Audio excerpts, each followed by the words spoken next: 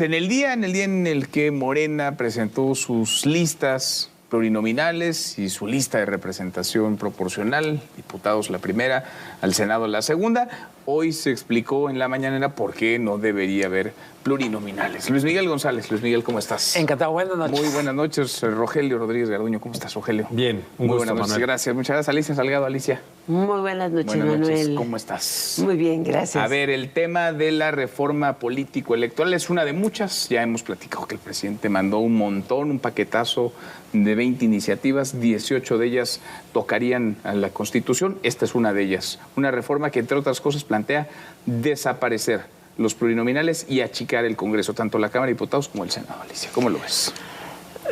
Es la misma reforma que presentó el año pasado, de hecho no le hicieron corrección alguna, ¿no? O sea, está idéntica, es su segundo intento por ir por una aprobación constitucional, solo que en el último periodo de sesiones parece complicado. Me parece interesante la intención de fusionar la actividad de los soples en el INE y reducir sustancialmente el costo que nosotros tenemos de los procesos electorales y del INE. Creo que es algo válido, hay que pensarlo muy bien. Esa sí es una realidad, no cuesta muchísimo. No cuesta. Es la democracia son más cara del 48 mil millones de pesos, ¿no? Lo que está costando los soples. Y súmale 35 mil millones, 75 mil millones de pesos en el caso del INE con elecciones, pues ya estás hablando de una cantidad extraordinaria. Es casi lo que le inyectaron a Pemex, ¿no? No sé cuál de los dos es más de basura, pero... Perdón. Ahí se van. Ahí se van. Luis Miguel, ¿cómo lo ves? Son literalmente dos temas. La reforma electoral, yo le veo pocas posibilidades de pasar en los términos que va, porque incluso para los partidos aliados, pues se pueden pelear en muchas cosas contra la oposición, pueden cerrar filas en casi todo, pero aquí una parte de eso atenta contra su propia supervivencia.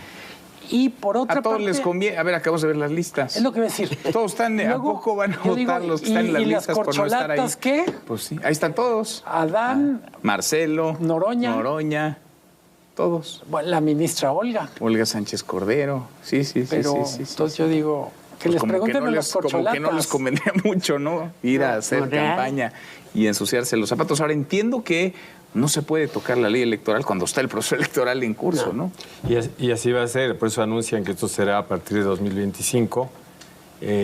Incluso habla la Secretaría de Gobernación en la presentación que hará una elección extraordinaria para el caso de los consejeros o consejeras y ministros, pero ella abre bien el discurso, yo coincido, quiero decirlo. Es muy cara la democracia en México, tú lo acabas de decir, pero es muy cara, hay que recordar, porque tenemos desconfianza. No sé. Tenemos una enorme desconfianza. Y porque hay muy malos jugadores, hay muy malos perdedores. En efecto, es así. Son muy tramposos algunos o varios de los jugadores. Pero mira, una de las cosas que toca es prácticamente desaparecer las facultades de los estados. Bueno, no prácticamente, desaparecer las facultades de los estados.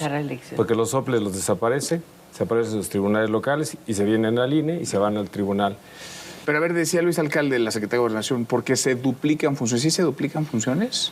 Visto con la reforma de 2014 que da el nacimiento al INE, yo creo que ahí fue un golpe a la democracia. Y yo lo quiero poner en la mesa, porque el INE realmente se convierte en un sistema centralizado, centralista, vamos a llamarle sus términos, que golpea al federalismo, donde el argumento fue los gobernadores pueden hacer trampa al designar a los consejeros locales y a los magistrados. Luego creó un sistema nacional, ahora es más fácil, porque entonces ahora mejor los desaparezco. De esta manera asumo las funciones porque ya están nacionalizadas. No uso la palabra federalizar porque es nacional. Entonces resulta aparentemente sencillo porque vemos solo costo. Porque sí se duplican las funciones porque el control está en el INE, que será ahora INEC, porque será el tema de las consultas.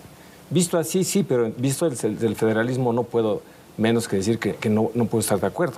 Es un golpe al federalismo, los estados se convierten en entes subordinados al sistema nacional y eso es un centralismo aquí en cualquier lugar. A ver, está el tema... Pero en la reforma esta que tú refieres de 2014 se mantuvo separado el presupuesto, pero no las funciones.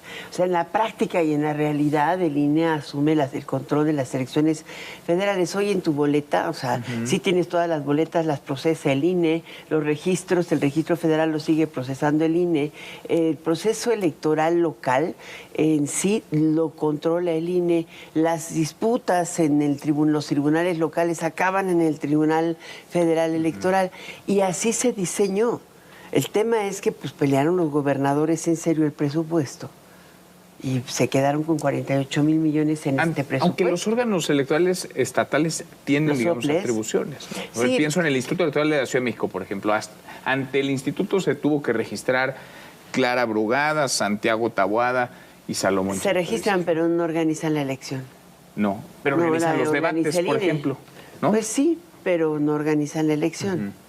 Ese es el punto, o sea, al desaparecer estos, ¿quién organiza la elección y quién organiza los debates? Pues quien tiene el presupuesto. O sea, pero tú eliminas una parte del presupuesto. O sea, ¿cuánto se elimina? 48 mil millones de pesos. 48 mil pesos al año. Sí. Y con la eliminación de lo que están proponiendo, o sea, no en procesos electorales, pero sí en prerrogativas a partidos políticos, que es una parte importante, hoy reciben 18 mil millones de pesos, ¿no? Pero a ver, yo tengo la impresión que... el juego de las cifras. Creo que todos coincidimos que es caro, pero al mismo tiempo creo que la pregunta es si el mayor problema de la democracia mexicana es que sea cara. Yo creo que hay otros problemas más serios. Sí. Creo, por ejemplo, la vulnerabilidad de nuestro sistema democrático a la intervención de poderes fácticos, incluyendo el crimen organizado, me parece un problema mucho más serio. Decía Rogelio, es cara porque expresa nuestra desconfianza. Tú decías, es cara, entre otras cosas, porque incorporó muchos candados a petición de perdedores que no sabían perder. Entonces yo lo que diría, si partimos de un solo diagnóstico, de un diagnóstico que se condensa en un adjetivo que es caro, pues el objetivo es bajar el dinero. Yo creo que el mayor problema de la democracia mexicana no es lo cara que es. Me parece mucho más delicada bastantes cosas. Lo hemos comentado cuando revisamos la reforma electoral, nuestro papel como periodistas. Por muchos parches terminó siendo un sistema electoral que es un mecanismo de censura que con frecuencia cae en el humor involuntario. Sí, sí, pero quizá ahí sí se podría, a ver, si vamos a revisar, digamos, dónde están los dineros, dónde están los pesos y centavos, está mucho en esta auditoría, en esta fiscalización, en esta revisión que cae, digamos, en la censura, el monitoreo a los medios, ¿no? A los periodistas, el dinero a los partidos, por ejemplo, porque uno entiende pues, que se gaste una enorme cantidad de dinero en organizar elecciones con certeza, en donde se instalen decenas de miles de casillas, en donde se capacite, digamos, al personal, pero que los partidos definan a través de una fórmula que ellos hicieron cuánto dinero les toca y cada año les toque más, pues ese sí parece ser un sinsentido. En todo caso, o que se reduzca, que es parte, digamos, de la iniciativa, el dinero que reciben, o que los financien sus militantes, y tanto creen en los partidos políticos, ¿no? Sí, porque además yo creo que hay dos cosas que son importantes. En esta ocasión se va a aprobar el voto electrónico con el voto en el extranjero. Creo que es una muy buena alternativa de probar el uso de los mecanismos tecnológicos para la emisión de voto, y esto podría reducir sustancialmente el costo de la papelería, la impresión y demás. Claro, hay que cuidar los temas de ciberseguridad, si lo quieres llamar así, porque todo es posible, pero sigue siendo posible cualquier maña. Pero fíjate que yo ahí sí estoy también en completo acuerdo con Manuel por una razón.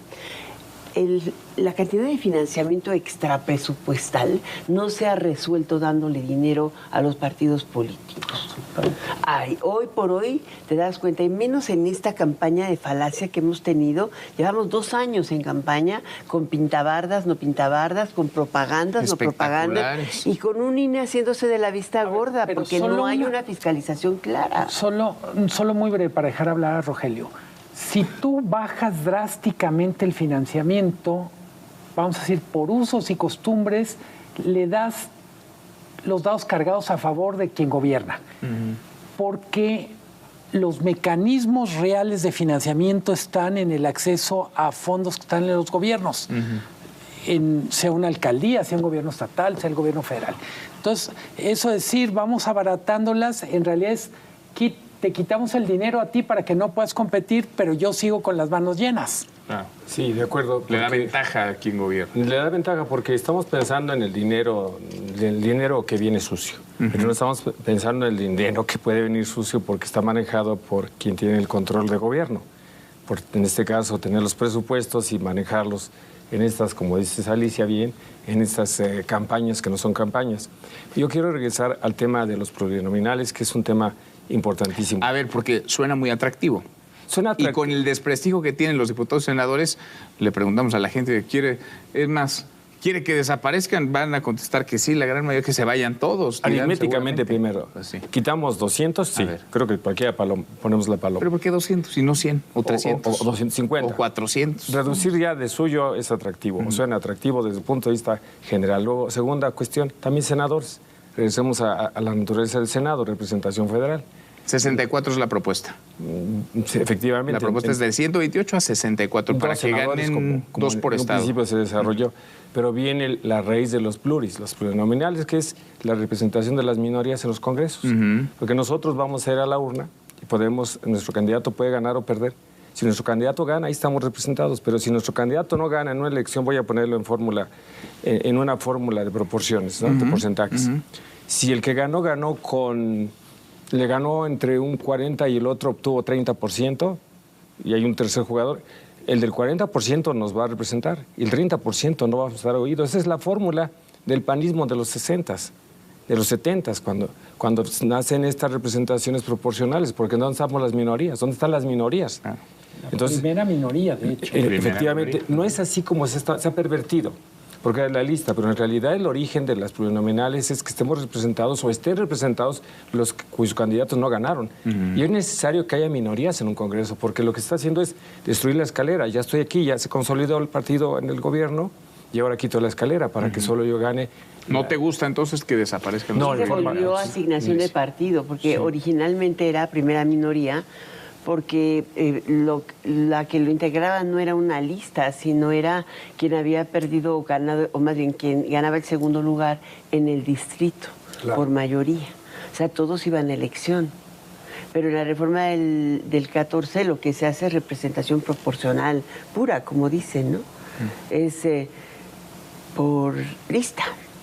Y ayer por tómbola, ¿no? Por tómbola, pero luego los de la tómbola ya no aparecieron en la lista. Hacen unas cosas muy extrañas ahí en Morena. Pero a ver, las listas, porque tiene su razón de ser. Además de, digamos, darle espacio a las minorías, están muchos, digamos, políticos, servidores públicos, funcionarios con experiencia en esas posiciones, que normalmente son pues quienes llevan la batuta en los congresos, que son quizá no los más taquilleros, pero sí probablemente los más experimentados o que conocen, tienen carrera en el legislativo. O sea, a ver, en un extremo tú puedes decir, para ganar votos, muchos votos, te sirve más Sergio Mayer, te sirve más el travieso, el boxeador, quiero decir, te puede servir más un exfutbolista, pero para operar la complejidad del proceso legislativo, probablemente necesitas a alguien no muy carismático, pero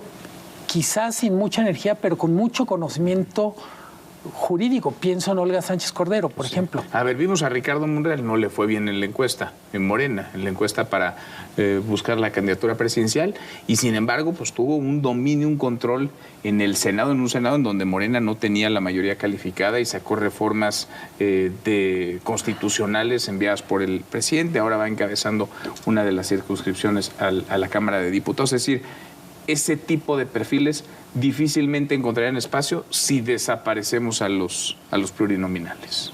Difícilmente. El de profesionales. El de, digamos, profesionales y las minorías, que es el otro tema, ¿no? O las no mayorías. ¿Cómo se van a ver representadas si quien arrase y llega con carro completo se va a tener a considerar únicamente los distritos ganados y llevar a los diputados o a los senadores que ganaron en esos espacios? Fíjate que yo creo que si tú ves las listas y la forma en que Morena eligió, considerando que las encuestas le favorecen también en la parte legislativa, es impresionante el cambio. Solamente 21 de los 179 diputados que presentaron y por escrito su petición de reelección fueron incorporados. Nada más. Ajá. En el segundo periodo, en este segundo periodo tuvieron que 201, ¿no?, representantes en la Cámara de Diputados. Si te das cuenta, es menos del 19% de los que pidieron y menos del 10%, alrededor del 10% del total. Ahorita te das cuenta en cosas muy sencillas.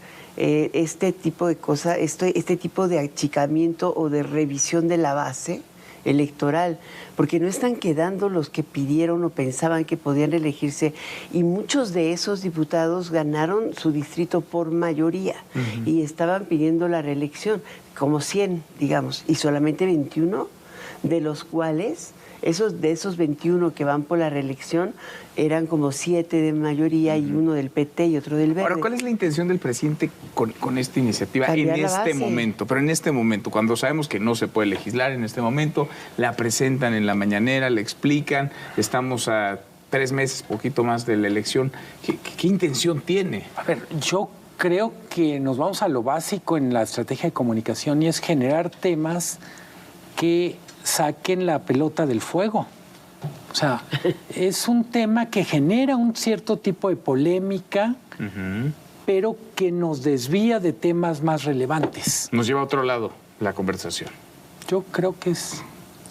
Y además el presidente hace énfasis, digamos, en asuntos que pueden ser populares, ¿no? Lo hemos platicado con el tema de la reforma judicial, por ejemplo.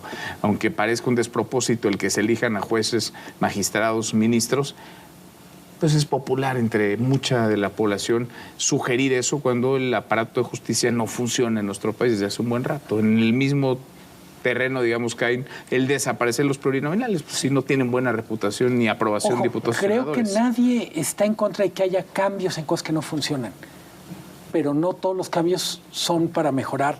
Hay veces incluso se puede estar peor. Sin duda. Yo creo que valdría la pena, cuando menos, brevemente mencionar la última parte de la reforma, el tema de la consulta popular y la revocación de mandato. Bajarle el ¿Cómo porcentaje. queda? A ver, nos quedan 15 segunditos. Pues ahí en el tema de las revocaciones, someter a los gobernantes cada 3 años a una presión Sí. política. Porque ahora lo hace cada 3 años obligatorio, las consultas populares en las elecciones ordinarias. Y baja, ¿no? El piso. Sí, A y 30%. además mete a consulta las obras públicas para legitimar el tema de Texcoco. Además. Alicia, gracias Rogelio, gracias Luis Miguel. Hasta mañana. Pásale.